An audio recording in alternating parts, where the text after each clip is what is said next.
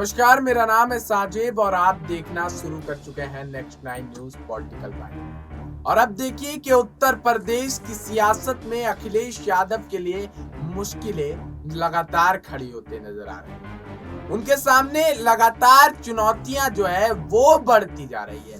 देखिए, मैनपुरी सीट पे पिता का वजूद बचाना उनके लिए सबसे बड़ी एक जिम्मेदारी है, क्योंकि गढ़ सीट मैनपुरी भी है और इससे पहले गढ़ सीट का इतिहास क्या रहा है वो भी आप सबको पता है। आजमगढ़ और रामपुर से जिस तरीके से हारे थे, उसके बाद से मैनपुरी को लेकर के भी डर बना हुआ है। दूसरा, जहां सहानुभूति वोट बैंक का इंतजार है, जहां पर दिखलाना है कि अखिलेश यादव मुलायम सिंह यादव के बिना भी चुनाव जीत सकते हैं, क्योंकि भाजपा के कई नेताओं का यहां पर उन पे इल्जाम लगता जा रहा था कि वो अपने पिता के बगैर नगर निगम का भी चुनाव यहां पर नहीं जीत सकते हैं। तो इस तरीके का इल्जाम, और देखिए अब आजम खान की गिरफ्तारी हो चुकी है। आजम खान को 3 साल की सजा सुनाई जा चुकी है, जिसके बाद उनकी विधायक जो है वो भी रद्द हो चुकी है। और अब देखिए रामपुर विधानसभा सीट जो है वो भी अब रिक्त है। सतीश महाना विधानसभा अध्यक्ष ने फैसला सुनाया। उसके बाद अब देखिए कि अखिलेश यादव को चुनाव आयोग ने, जी हाँ, चुनाव आयोग ने उनके एक बयान को लेकर के नोटिस भेज दिया है। चुनाव आयोग ने उन्हें नोटिस भेजा है और पूछा है कि उन्होंने जो इल्जाम लगाया था, दरअसल जिन्हें पता नहीं उनके लिए बता देते हैं कि अखिलेश यादव ने यहाँ पर विधानसभा चुनाव के वक्त एक बयान जारी किया था। जी हाँ, बयान में उन्होंने कहा था कि हमारे हर बूथ पर चुनाव आयोग ने भाजपा के साथ मिलकर के धांधली करते हुए 20-20 हजार मत जो है यहाँ पर डिलीट करने का काम किया है।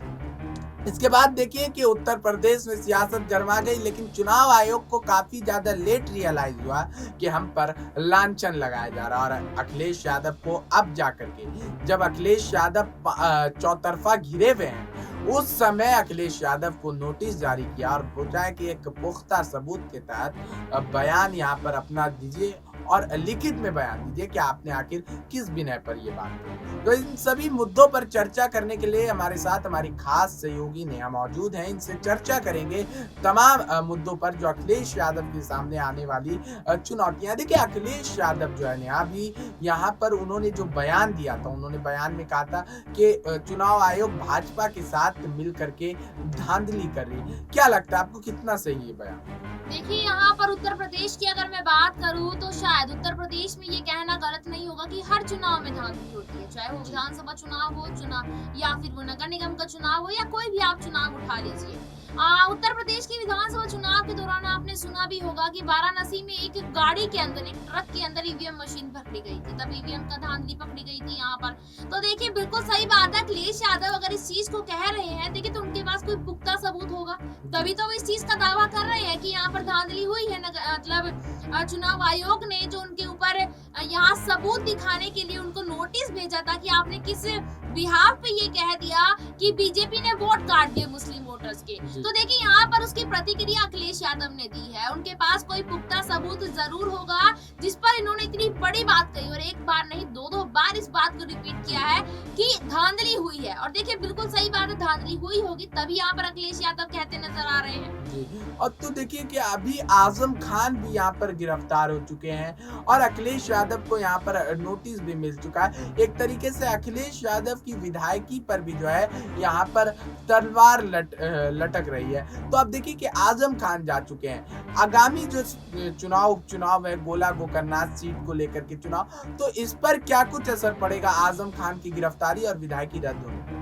देखिए, इस पर मैं कहना चाहूंगी कि आजम खान के लिए यहाँ पहले भी वो 28 महीने जेल में रहकर आ चुके हैं अपने विवादित बयान को लेकर, उनकी जो विवादित भाषा है उसको लेकर। पीएम मोदी के बारे में कुछ अपशब्द कहते हुए नजर आए थे, जिसके कारण उनको 3 साल की यहाँ सजा सुनाई गई थी 3 से 4 दिन पहले। लेकिन हालांकि उनको बेल भी मिल गई है, अभी तक वो गिरफ्तारी में नहीं हुए हैं। तो देखिए, यहाँ पर जिस तरीके से देखा जा रहा है कि आपने आजम खान का जिक्र किया है कि आजम खान की खुद यहाँ विधायकी को लेकर तलवार लटकी हुई है। नहीं, देखिए, सतीश महाना ने इस बात को सिद्ध कर दिया है कि उनकी जो विधानसभा सीट है रामपुर, वो अब रिक्त है, यानी कि अब वहाँ पर उपचुनाव होंगे। बिल्कुल, ये बिल्कुल बात है यहाँ पर। और देखिए, अगर मैं बात करूँ आजमगढ़ की और रामपुर की, जैसे कि रामपुर से आजम खान थे, जी, जी। तो यहाँ पर इन दोनों सीट पर भी तमाम विपक्ष यहाँ नजरें गड़ाए बैठा है कि जी। देखिए, इसलिए यहाँ मैनपुरी का भी उपचुनाव है। जी। मैनपुरी तो यहाँ पर समाजवादी पार्टी हमेशा दबदबा रहता था जी। मैनपुरी पर, लेकिन इस बार समाजवादी पार्टी तो छोड़िए,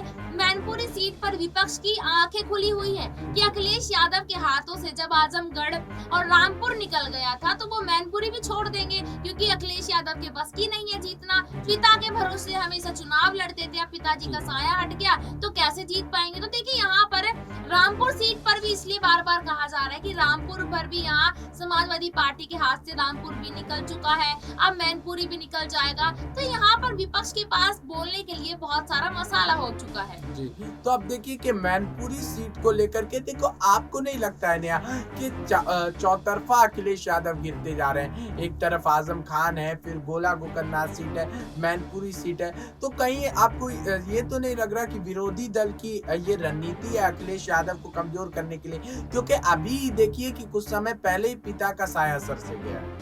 देखिए, मैं यहाँ पर इसमें ये कहना चाहूंगी कि अखिलेश यादव कमजोर नहीं है, वो खुद बने हुए हैं। अगर वो चाहे तो मैं ये कह सकती हूँ दावे के साथ वो मैनपुरी सीट को भी जीत सकते हैं, लेकिन थोड़ा उनको विनम्रता के साथ यहाँ पार्टी में काम करना पड़ेगा। उनका जो एक अलग ही एटीट्यूड है, जिस एटीट्यूड की वजह से उनके चाचा और उनके बीच में शिवपाल यादव, उनके बीच में हमेशा यहाँ कुछ ना कुछ अनबन देखने को मिलती आई है इतने टाइम से। रही बात यहाँ मैं बात करूंगी आजम खान की, तो देखिए आजम खान के साथ भी उनकी नाराजगी चल रही थी। हालांकि नेताजी के जाने के बाद अभी नाराजगी बहुत कम दिखाई दे रही है, लेकिन मुझे मेरा ये कहना है कि अखिलेश यादव अगर पिताजी के चलाए हुए रास्ते पर चलेंगे, विनम्रता के साथ सबके साथ रहेंगे, तो समाजवादी पार्टी आने वाले समय में ऊपर उठ सकती है। लेकिन अगर इसी एटीट्यूड के साथ समाजवादी पार्टी के लिए वो काम करते रहे और यहाँ इधर चाचा नाराज है, इधर आजम खान नाराज है, और भी बहुत सारे विधायक ऐसे हैं जो नाराज है, तो देखिए यहाँ पर ये सोचने और समझने की जरूरत है अखिलेश यादव को कि अगर आपको पार्टी को लेकर चलना है तो पार्टी में यूनिटी के साथ काम करना पड़ेगा।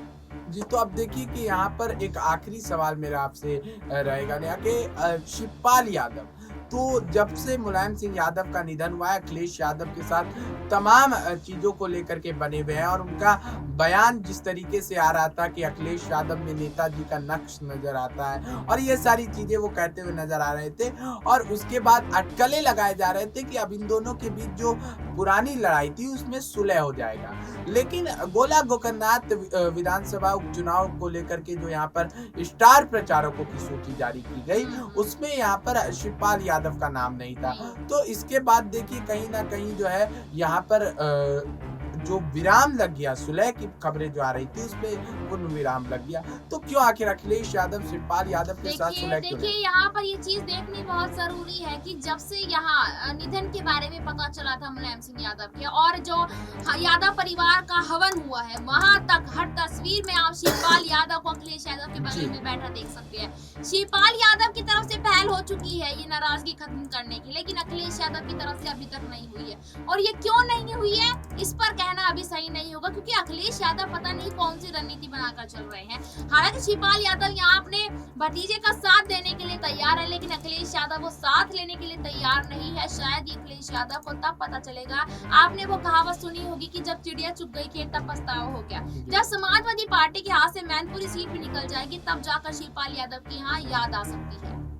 तो जब अब पछताते हो क्या, जब चिड़िया चुग गई खेत, तो जब कुछ हाथ से चला जाएगा अखिलेश यादव से, तब उनको रियलाइज होगा कि चाचा शिवपाल क्या वैल्यू थी। तो आज की इस रिपोर्ट में इतना ही था। तब तक के लिए बने रहिए और देखते रहिए नेक्स्ट 9 न्यूज़ पॉलिटिकल लाइव।